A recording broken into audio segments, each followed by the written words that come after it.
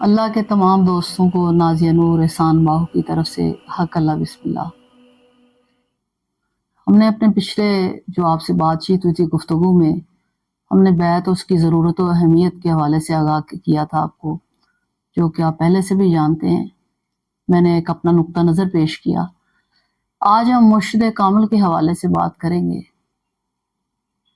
ہر بندے نے اپنا اپنا ان کا نقطہ نظر ہے، تو ناچیز نازیہ نور احسان باہو یہاں پر اپنا نقطہ نظر آپ کے آگے گوش گزارنا چاہتی ہیں۔ تو مرشد کامل، رہبر کامل، کافی زیادہ اس کے لیے جو کیٹیگریزم استعمال ہو رہی ہیں وہ میں سارے یہاں پہ ان کو میں نے اکٹھے کیا ہے۔ صوفی کامل، پیش رو، امام، امام کامل، طالب مولا، طالب صادق، درویش کامل، شیخ کامل، پیر کامل، مرد مومن مومنہ، بندہ خدا، بندی خدا، بندہ کامل، بندی کاملہ، درویش کاملہ، بندہ بندی مولا صفات، میر کارواں، مرد خدا، اور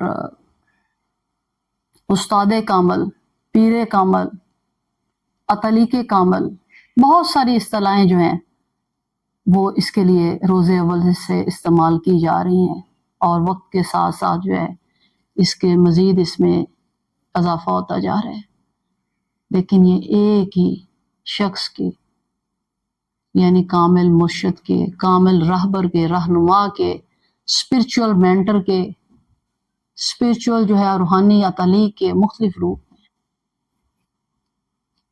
کبھی وہ مرشد اعظم نبی کریم صلی اللہ علیہ وسلم کی صورت ظاہر ہوا، اور پھر ان کے آگے سے سلسلہ یہ چلتا رہا، صحابہ، صحابیات، جناب غوث پاک شیخ عبداللہ جیلانی رحمۃ اللہ سے لے کر آج تک مختلف سلاسل کے حوالے سے صوفیہ کرام، اہل بیت نے، اور ہر طرح سے اس کو جو ہے وہ اللہ کے پیغام کو لوگوں تک پہنچانے کی کوشش کی ہے۔ اللہ کے دوستو، یہ سب جو مختلف میں نے یہاں لقب اور ٹائٹل جو ہیں آپ سے شیئر کیے ہیں، یہ مختلف ادوار میں مختلف اولیاء کرام نے اپنے مرشد کے لیے استعمال کیے۔ کم و بیش ان سب کے جو معنی ہیں وہ راہ حق کی روشنی دکھانے کے لیے یکساں حیثیت رکھتے ہیں۔ ذات ایک ہے، بس صفات کی رنگینی ہے۔ دراصل دریا کو کوزے میں بند کرتی ہوں، مرشد کامل ہی ایکچولی پیر کامل، درویش کامل، بندہ ہے، بندی ہے، مولا صفات ہے۔ مرشد کے جو لفظی معنی ہے جیسا کہ آپ کو معلوم ہے کہ یہ رشد سے نکلا ہے، رے شین دال، یعنی ایسا رہبر جو راہ ہدایت، راہ حق کی نہ صرف نشاندہی کرے بلکہ وہ مرید کو یا جو بندہ رہبری چاہ رہا ہوتا ہے اس کو سلوک کی مختلف جو ہے منازل طے کروا کر حق سے واصل کر دے، حق شناسی عطا کر دے۔ مرشد کامل ایک ایسی روشن کتاب مبین ہے اور ایسا وجود ہے جو الکتاب ہے، اور جب وہ اس کتاب کو مارز وجود کر کے آپ کو پڑھا دیتا ہے تو کیا ہوتا ہے؟ لوح اور قلم دونوں آپ کی ملکیت بن جاتے ہیں، لوح اور قلم دونوں آپ کی ملکیت بن جاتے ہیں۔ یہ اسی وہ لوح کتاب کی جس کے بارے میں محمد اقبال رحمۃ اللہ علیہ نے فرمایا کہ لوح بھی تو، قلم بھی تو، تیرا وجود ہے الکتاب۔ تھوڑا سا میں آپ کی دلچسپی کے لیے یہاں ایک مرشد کی تھوڑی سی ہسٹری، تاریخی بیان کرتی چلوں کہ آپ کو یہ تو بتا دیا میں نے کہ یہ رشد سے نکلا ہے، لیکن ایکچولی یہ صوفی جو ہے صوفیت سے نکلی۔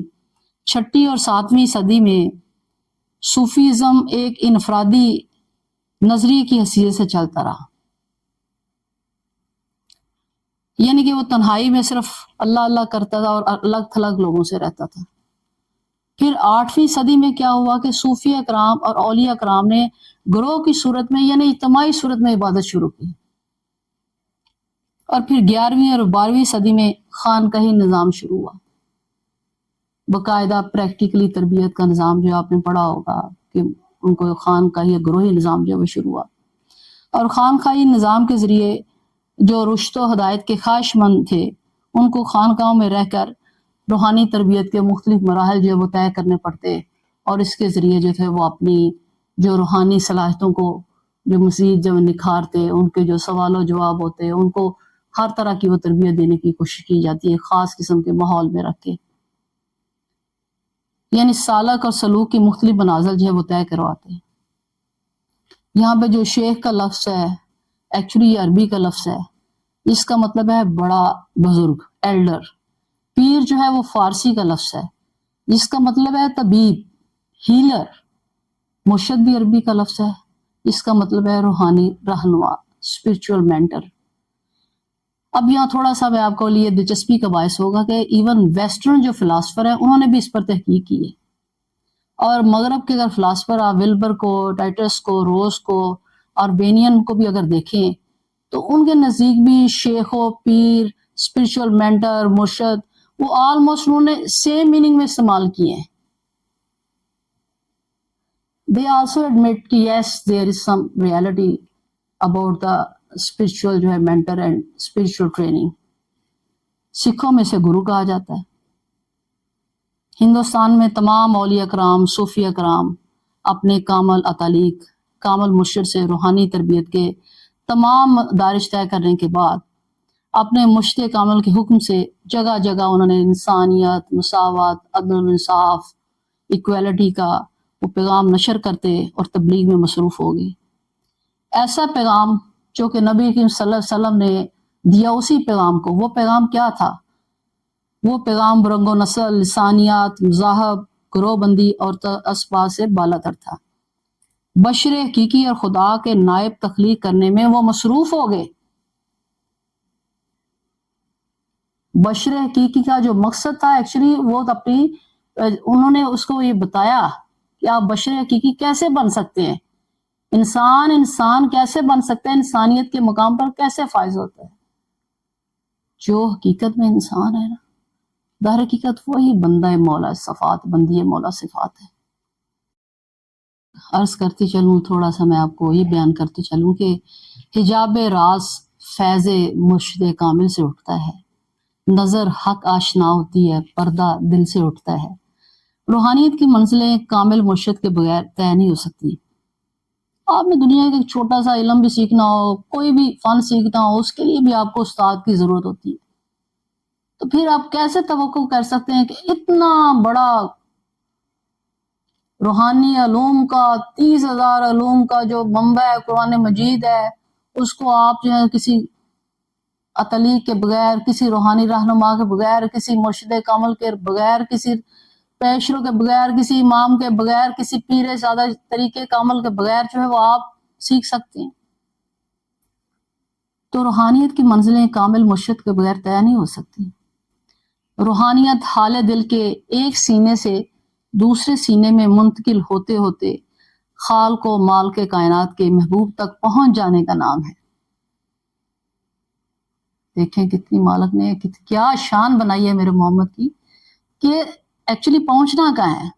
خالق و مال کے کائنات کے محبوب تک پہنچ جانے کا نام ہے۔ یعنی فنا فی رسول کے بغیر سب کچھ نامکمل ہے۔ جب بھی کوئی شخص اس منزل پر پہنچ جائے تو وہ کیا ہوتا ہے؟ تو پھر وہ مرشد کامل، پیر کامل، امام کامل، کاملہ، درویش کامل، کاملہ، بندہ کامل، کاملہ، فقیر کامل، کاملہ کیا بن جاتا ہے؟ وہ روم کا پیر کامل، کاملہ بھی ہوتا ہے، وہ سلطان بہو کا صادق طالب مولا بھی ہوتا ہے، اور وہ اقبال کا مرد مومن، میر کارواں، رہبر کامل بھی ہوتا ہے۔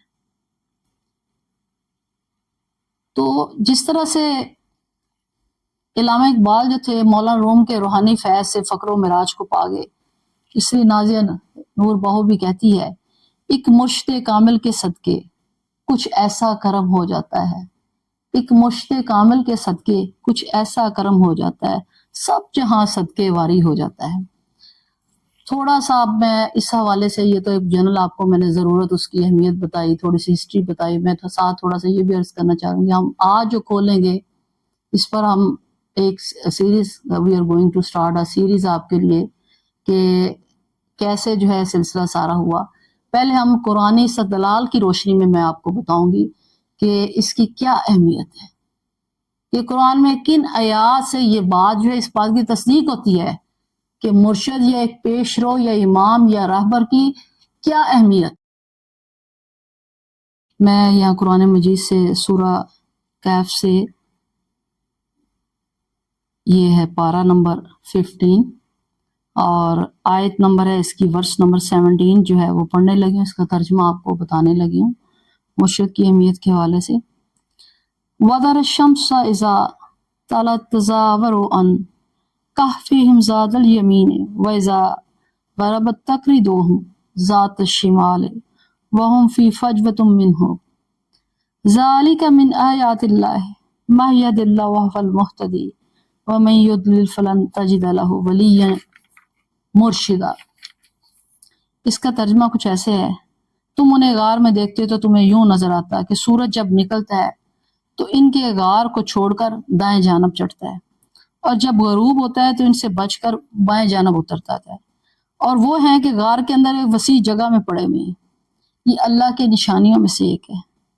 پھر آگے وہ کلیئرلی بیان کیا ہے، جس کو اللہ ہدایت دے وہی ہدایت پانے والا ہے، اور جسے اللہ بھٹکا دے اس کے لیے تم کوئی ولی یا مرشد جو ہے وہ نہیں پا سکتے. اب اس میں بالکل جو ہے وہ کلیئرلی بیان کر دیا گیا ہے کہ مرشد یا ولی کامل کی قرآن استدلال کے لوح سے کیا اہمیت ہے. مزید میں کچھ اس میں آیات جو ہیں وہ آپ کو بتاؤں گی. سورہ مائدہ میں آیت نمبر 35 میں واضح طور پہ لکھا گیا ہے، یا ایھا الذین آمنوا اتقوا اللہ وابتغوا الیہ الوسیلۃ وجاہدوا فی سبیل اللہ لعلکم تفلحون. اے لوگو جو ایمان لائے ہو، اللہ سے ڈرو اور اس کی جناب میں بازیابی کا ذریعہ تلاش کرو، وسیلہ تلاش کرو. وسیلے سے مراد کیا ہے؟ اپنے لیے راہبر، رہنما، امام، مرشد کامل تلاش کرو. وہی نقطہ کھولتا ہے، وہی منزل تک پہنچاتا ہے. پھر اس کے بعد سورہ نحل میں ورس نمبر 97 میں یہ کلیئرلی بیان کیا گیا ہے، ما کانوا یعملون من عمل صالحا من او ذکر او انثی وهو مؤمن فلنحیینہ حیاتا طیبۃ وَلَنَجْزِيَنَّهُمْ أَجْرَهُمْ بِأَحْسَنِ. صاف بتا دیا گیا کہ جو شخص بھی اچھا کام کرے گا، خواہ وہ مرد ہو یا عورت ہو، بشرطے کہ وہ مومن ہو، اسے ہم دنیا میں پاکیزہ زندگی بسر کرائیں گے، اور آخرت میں ایسے لوگوں کو ان کے اعمال کے مطابق بہترین جو ہے وہ بخشش دیں گے. اب یہاں بھی اس میں یہ کلیئرلی یہ چیزیں جو ہیں بیان کیے گئے ہیں کہ آپ جو ہیں کہ whoever from among the believers male or female، اور آپ نے لیے حق شناسی کا وہ رستہ تلاش کرنا چاہتے ہیں تو کائنڈلی ان سے ریکویسٹ کی گئی ہے کہ آپ اپنے لیے جو ہے ایک وسیلہ تلاش کریں. اس کے بعد سورہ النساء کی ایک آیت آتی ہے جس کا ترجمہ کچھ یوں ہے، یہ ہے سورہ نساء کی آیت نمبر 60 کہ اے نبی صلی اللہ علیہ وسلم، تم نے دیکھا نہیں ان لوگوں کو جو دعویٰ تو کرتے ہیں کہ ہم ایمان لائے ہیں اس کتاب پر جو تمہاری طرف نازل کی گئی ہے اور ان کتابوں پر جو تم سے پہلے نازل کی گئی تھی، مگر چاہتے یہ ہیں کہ اپنے معاملات کا فیصلہ کرانے کے لیے طاغوت کی طرف رجوع کریں. اب یہ معاملہ حالانکہ انہیں طاغوت سے کفر کرنے کا حکم دیا گیا ہے، شیطان انہیں بھٹکا کر راہ راست سے بہت دور لے جاتا ہے. یعنی اس میں کلیئرلی بیان کیا گیا ہے کہ آپ مرشد کے کامل کے ذریعے، صحیح وسیلے کے ذریعے اللہ کی مدد طلب کرو، نہ کہ طاغوت سے، نہ کہ دوسرے جو ہے آپ منفی جو ہے رستوں کو وہ اختیار کرو. تو ان تمام آیات مبارکہ سے جو ہے وہ بالکل یہ بات روز روشن کی طرح واضح ہو جاتی ہے کہ راہبری اور رشد کے لیے قرآن کریم میں خاص تلقین کی گئی ہے. اور بیت یعنی مشت کامل سے تربیت لینے کا عمل کا نام کو ذکر بھی قرآن، نہ صرف قرآن سے بلکہ احادیث کی روح سے بھی یہ بات جو ہے وہ ثابت ہے. ان احادیث مبارکہ میں مرشد کی تلاش کا حکم ہے. الرفیق و ثم الطریق، پہلے رفیق تلاش کرو پھر راستہ چلو۔ پھر ایک جگہ بیان کیا گیا لا دین لمن لا شیخ لہ، اس شخص کا دین ہی نہیں جس کا شیخ یا مرشد نہیں۔ من لا شیخ یتخذ الشیطان، جس کا مرشد نہیں شیطان اسے گھیر لیتا ہے۔ پھر ایک اور مسلم 4793 نمبر جو ہے وہ اس کی حدیث ہے، من مات ولیس فی ان کے ہی بیتن مات میتتن جاہلیتن، جو شخص اس حالت میں مرا کہ اس کی گردن میں امام وقت مرشد کامل اکمل جامعہ نور الہدا کی بیعت نہیں، وہ جہالت کی موت مرا۔ یہ مسند احمد جو ہے 12144 نمبر ہے۔ اس کا ترجمہ جو شخص امام مرشد کے بغیر مرا وہ جاہلیت کی موت مرا۔ پھر ایک جگہ اور بھی درج ہے الشیخ فی قومہ کنبی فی امت، شیخ مرشد کامل اپنی قوم میں ایسے ہوتا ہے جیسے ایک نبی اپنی امت میں ہوتا ہے، یعنی اس حد تک جو حدیث میں اس کی اہمیت جو ہے وہ بیان کی گئی ہے۔ تو مرشد کامل کی جو بیعت ہے لوازمات دین میں بنیادی حیثیت کی حامل ہے، اور اس کی گواہ جو ہے خود قرآن اور حدیث کی تمام کتب ہیں۔ ہر مسلمان کے لیے ضروری ہے کہ جہاں وہ باقی لوازمات نماز، توحید، روزہ، حج، زکوٰۃ وغیرہ کو سمجھتا ہے، اور وہیں وہ نبی کی صلی اللہ علیہ وسلم کی جو ہے نا بیعت کرنا جو تھی ان کے لیے لازم تھی، یعنی زبانی جو ہے وہ اقرار نہ کرے بلکہ وہ بیعت کرے۔ بس جو بیعت جو ہے اقرار توحید و رسالت کے ساتھ جو ہے لازم و ملزوم قرار دی گئی، اور اللہ اور اس کے رسول کا کوئی عمل بھی بے حکمت اور بے سبب نہیں ہے۔ اس پر ذرا غور و فکر اور تدبر کی ضرورت ہے۔ تو اللہ کے حکم کے عین مطابق، کیونکہ اللہ بھی قرآن مجید میں گواہی دے رہا ہے وَمَا يَنطِقُ عَنِ الْهَوَىٰ إِنْ هُوَ إِلَّا وَحْيٌ يُوحَىٰ، سورہ نجم کی آیت نمبر یہ 3 اور 4 ہے۔ نبی صلی اللہ علیہ وسلم کے متعلق یہ فرمایا کہ ان کی بیعت کرنے کی ضروری ہے، ساتھ ہی اس پر ایک تصدیق کی مہر ثبت کر دی گئی، اور وہ اپنی خواہش سے کچھ نہیں فرماتے بلکہ ان کا کلام تو صرف وحی الہی ہوتا ہے جو ان کی طرف جاتی ہے۔ اسی طرح سورہ فتح کی آیت نمبر 10 میں ان اللہ سے یبایعونک انما یبایعون اللہ ید اللہ فوق ایدیہم فمن نکث فانما ینکث علی نفسہ ومن اوفی بما عہد علیہ اللہ فسیؤتہ اجرا عظیما، بے شک جو لوگ آپ صلی اللہ علیہ وسلم سے بیعت کرتے ہیں وہ در حقیقت اللہ سے بیعت کرتے ہیں۔ کتنی بڑی تصدیق ہے، بے شک جو لوگ آپ صلی اللہ علیہ وسلم سے بیعت کرتے ہیں وہ در حقیقت اللہ سے بیعت کرتے ہیں، اور اللہ کا ہاتھ ان کے ہاتھوں پر ہے۔ پس جس نے توڑ دی اس بیعت کو تو اس کے توڑنے کا وبال اس کی اپنی ذات پہ ہوگا، اور جس نے پورا کیا اس عہد کو جس نے اللہ تعالیٰ سے کیا تو وہ اس کو اجر عظیم پائے گا۔ اس آیت مبارکہ سے جہاں نبی صلی اللہ علیہ وسلم کی عظیم ذات کا اعلیٰ ترین رتبہ، ان کے مرشد اعظم، مرشد کامل اکمل ہونے کا اظہار ہوتا ہے کہ ان کا ہر عمل اللہ کا عمل ہے، ان نبی کی صلی اللہ علیہ وسلم سے تعلق در حقیقت اللہ سے تعلق ہے، ان سے بیعت اللہ سے بیعت ہے۔ وہیں آپ کو بیعت کا اور مرشد کے عمل کی عظمت اور فضیلت بھی ثابت ہوتی ہے کہ اللہ نے اس کو یعنی رسول اللہ صلی اللہ علیہ وسلم کے ساتھ اپنی ذات سے بھی منسوب کیا کہ جو لوگ رسول اللہ صلی اللہ علیہ وسلم سے بیعت کرتے ہیں وہ در حقیقت ان کے وسیلے سے اللہ سے بیعت کرتے ہیں۔ کتنی بڑی بات کہہ دی۔ یوں بیعت لینے کا عمل صرف سنت رسول ہی نہ ہوا بلکہ سنت الہی بھی ہوا۔ اس پر بھی اللہ کے دوستوں سے گزارش ہے کہ تھوڑا اپنی کتاب کھول کے غور و فکر کریں، سوچیں سمجھیں۔ تو اے ایمان والو، پھر ایک جگہ فرمایا کہ تم بھی آپ صلی اللہ علیہ وسلم پر درود سلام پہ، البتہ درود و پاک جو ہے وہ اللہ کی سنت تو ہے لیکن نبی صلی اللہ علیہ وسلم کی سنت نہیں، کیونکہ انہوں نے خود اپنے آپ پر درود نہ بھیجا۔ یہاں میں ایک نقطہ ساتھ یہ بھی کھولتی جاؤں، اور دیگر تمام عبادات سنت رسول صلی اللہ علیہ وسلم تو ہیں لیکن سنت الہی نہیں، یعنی کہ بیعت اور مرشد کا عمل کرنا واحد ایسی عبادت ہے جو سنت رسول کے ساتھ سنت الہی کا بھی درجہ دیا گیا ہے۔ پس بیعت جو ہے دین کا وہ واحد جز ہے جو سنت رسول اللہ صلی اللہ علیہ وسلم سے بھی ثابت ہوا اور سنت الہی سے بھی ثابت ہوتا ہے۔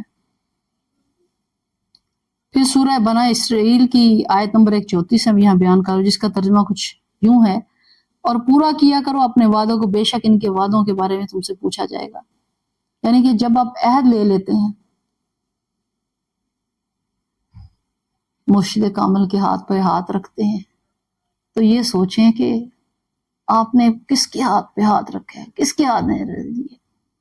ایکچولی آپ نے اللہ اور رسول کے قوانین کا، ان کے احترام کرنے کا، ان کو اپنانے کے لیے آپ نے ان کے ہاتھ کے نیچے ہاتھ رکھا ہے. تو کائنڈلی پھر اس عہد کو نبھانے کی کوشش کریں، اس پر چلنے کی کوشش کریں. آج کا جو مسلمان ہے وہ مسلمان گھرانے میں پیدا ہونے کی وجہ سے مسلمان تو کہلاتا ہے، لیکن دراصل ضرورت اس امر کی ہے کہ میرے خدا اور اس کے رسول نے جو مرشد کامل کی اہمیت بتائی ہے، جو بیعت کی، اس پر غور و فکر کیا جائے، اس کانسیپٹ پر غور کیا جائے. اپنی جو ہے مادیت پرستی، اپنی خواہشات، اپنے دنیاوی معاملات سے اس اصل جس کی طرف ہمیں لوٹ کے جانا ہے، چاہے خوشی سے لوٹے یا چاہے جیسے بھی لٹایا جائے، تو اس کی طرف لوٹنے کی ضرورت ہے. آج کے لیے میں اس کو یہاں پہ کلوز کرتی ہوں. اگلے ہم جو ہے اس میں ہم مختلف جناب غوث پاک کے حوالے سے، جناب داتا گوانی بخش حضور کے حوالے سے، مولانا روم کے حوالے سے مرشد کامل کو انالیسس کروں گی اپنے نقطہ نظر سے کہ انہوں نے مرشد کامل کی کیا اہمیت بیان کی ہے، اور اس کو کس طرح سے ہم عملی زندگی میں ایک ٹرو مسلمان ہونے کے ناطے، حقیقی مومن مومنہ ہونے کے ناطے، بشر بننے میں، حقیقی بشر بننے میں، حقیقی انسان بننے میں اپنا کر دنیا میں آئے ہوئے ہیں تو اپنی تخلیق کو کیسے ہم حق ادا کر سکتے ہیں، کیسے کنٹریبیوٹ کر سکتے ہیں، باحثیت فرد، باحثیت نیشن اپنی اصلاح کیسے کر سکتے ہیں، کیسے اسے عملی طور پر نافذ کر سکتے ہیں. پہلے خود پہ امپلیمنٹ کریں گے تو پھر یہ نا ایک کام. اگر میں فرض کریں جھوٹ بولنا نہیں چھوڑ دی، میں کہتے رہوں کسی سے بھائی آپ جھوٹ بولنا چھوڑ دیں، تو کہیں گے پہلے بی بی تم اپنے آپ کو خود تو ٹھیک کرو. تو سوچ کی ضرورت ہے، فکر کی ضرورت ہے. آج کے لیے اجازت چاہتی ہوں، انشاءاللہ اگلے پھر آپ سے، آپ دوستوں کی مہربانی سے پھر آپ سے ملاقات ہوگی. تب تک کے لیے اجازت چاہتی ہوں. حق اللہ، بسم اللہ.